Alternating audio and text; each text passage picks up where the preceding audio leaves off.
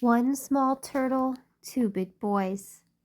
The turtle eggs bulged in the bowl of their sandy nest. Each egg was a home no longer, but a prison, and each prisoner, pushing and banging with his nose, was battering down his walls. It was each turtle for himself in a dash for freedom. White eggshells burst outward, wet walls stretched and were ripped apart under clawing feet. Freed but feeble, turtles, like animated coins, scrambled upward, tearing other hatching eggs, trampling unknown brothers and sisters in sandy darkness. Thus the buried treasure came alive. Fat, round, lumpy coins edged up slowly, spilled out of the sand, and wobbled downhill on flabby new feet toward water. The old crow usually kept track of that sandy point as he sat on his pine lookout. Of late, though, he had helped rear his own troublesome family. Amongst most bird tribes, the tiresome nesting season does finally end. The wobbly young ones learn to fly and look out for themselves. Then old birds have time to fiddle with their feathers and make themselves neat again. Crows, however, get little rest. Their young, grown huge and flying strongly, still tag after tired parents for weeks on end. Now this weary crow was in quite a dither. In the midst of neighborly conversation, a ball of black feathers barged through the scenery, knocking down leaves. The old crow could not forget. Like a turtle, alas, he knew his own child. It clutched the limb he sat on and edged up to his elbow, a fluffy, wide-open valve of shrieking hunger. So the worried parent tore off through the hemlocks to find something quickly. Beetles? Yes, but oh, the endless trips, hauling enough of them. That frog down there, it might last a choked moment, but no, it jumped. Then the crow did a mid-air handspring with his wings. He saw far off on the sandy point many dark dots moving. Enough soft-shelled, meaty young turtles to stoke a yawning crow child into stuffed silence.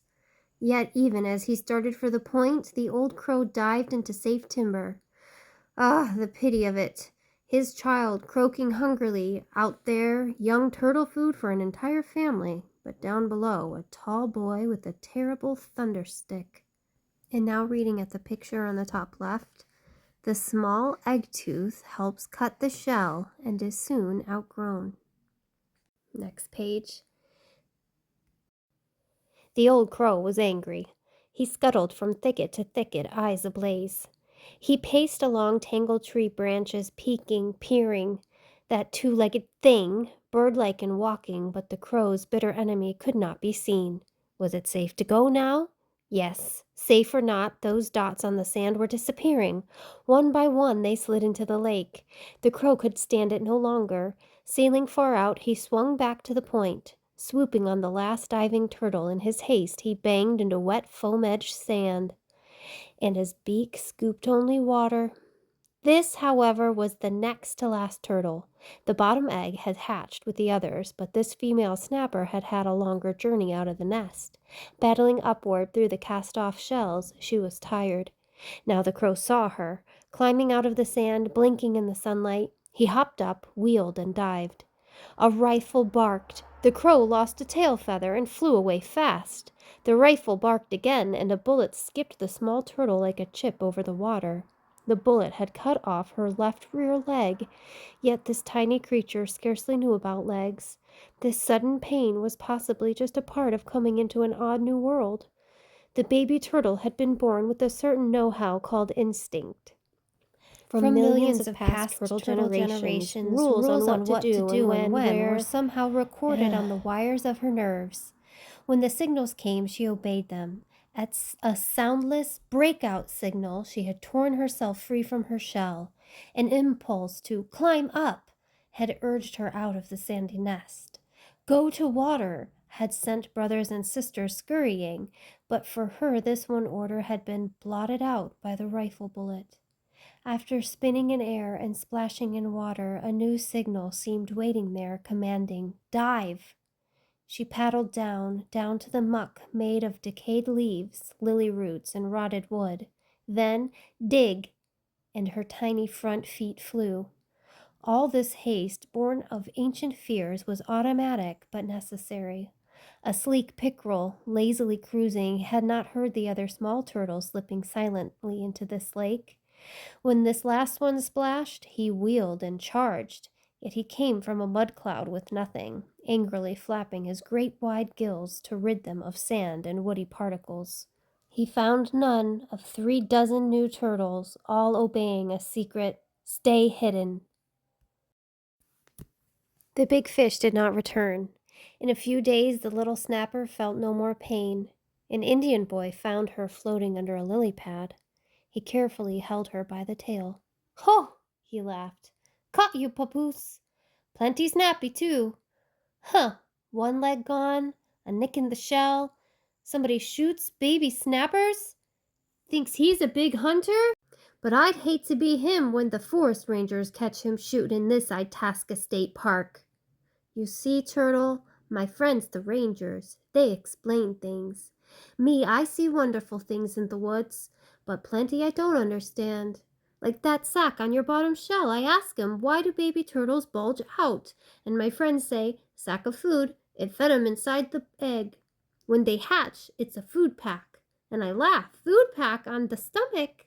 I carry mine on my back. They say, sure, and you stop to camp, make fire, fix wood, cook it, all before you eat. But when baby turtles get hungry, up comes food direct. Supply lasts for days, and the empty sack drops off. And I ask about breathing. I say, turtles can't breathe underwater like fish, but snappers stay down for hours. Me, I feel of my ribs, my dog's ribs, my horse's ribs. Ribs pump the lungs up and down, so we breathe. When I find white old bones of turtle shells, the rangers say, sure, shell has ribs, but grown solid to it, like rafters under a roof. And the rangers say, sure, turtles can't pump their ribs, but their shoulder bones and hip bones are still loose, so those pump their big lungs. A few breaths at the surface keeps them for hours or days, and buried in mud all winter they don't breathe. But you, little turtle, you won't be breathing long. Something will eat you. Can't swim fast, only 3 baby legs. Here, stay in this old can till I get back." The boy disappeared in brush. He returned with a battered old berry basket and a piece of mat from a deserted Indian camp. With a rock, he sank the basket near the shore, its top above the surface, and covered its bottom with muck and old leaves. He bent lily pads to float inside the basket. Into this cage he slid the small snapper, saying, "How you like a private lake? This old mat makes a lid. I tie it and cover it with water lilies. Now big fishes or that crow up there can't get you. I'll come again." And now looking at the pictures in the top left, it says, the egg yolk left when the baby hatches is called a food sack. It's in his way on land, but in water he doesn't mind it. And down at the bottom, says any deep pan can be a turtle tank. Pet turtles should have clean water. They eat insects and worms and meat. Snappers can snooze in the sand pile, and terrapin like sun, and all turtles like shady places for a good rest. And here's the top view of a turtle tank with a sand pile and a sunning board, and then the side view of the turtle tank.